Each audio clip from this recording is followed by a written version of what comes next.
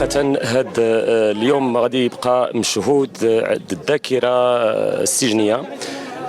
بحيث أنه لأول مرة المنتخب الوطني ومن بعد الإنجاز الهائل اللي قدموا في بطولة العالم بقطر، بحيث أنه استطاع أنه يمر النصف النهائي لأول مرة كفريق عربي وإفريقي. هذه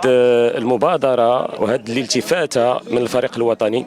غادي تبقى مشهودة عند السجناء بصفة عامة،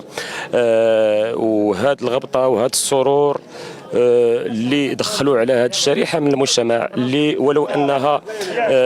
خطأت في حق المجتمع إلا أنها وفق المقاربة الجديدة للعقوبة السلبية للحرية إلا أنها كتبقى شريحة اللي خصنا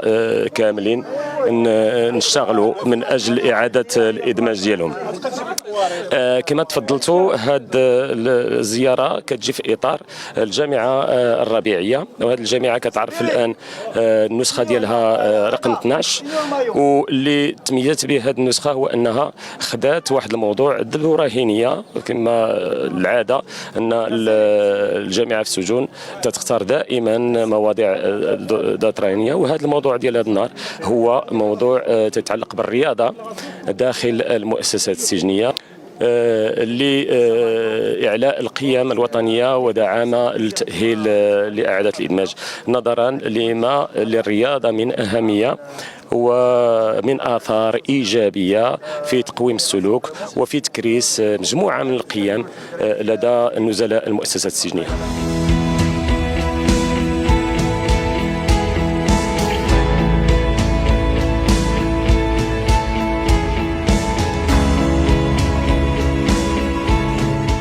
بصراحة هذه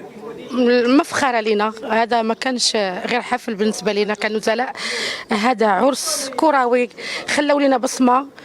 لنا بصمة في التاريخ ديالنا، وشكرا بزاف للمندوبيه اللي لهذه الالتفاته اللي ما كتخليش النازل يحس بحتى شي نقص، كتدمجوا في جميع لي زيفينمون، ما كتخليش شي نقص باش يحس بشي حاجه مهمه. ميرسي المندوبيه الساميه لاداره السجون، شكرا بزاف للمنتخب الوطني اللي جا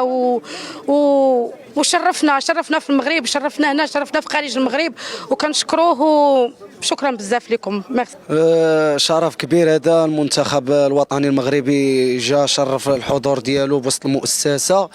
وهذا احساس كبير اللي ما كناش نتوقعوه، واخا نكونوا على برا ما كناش غنتوقعوا هذا الاحساس اللي غادي ما كناش نتلاقاو مع المنتخب.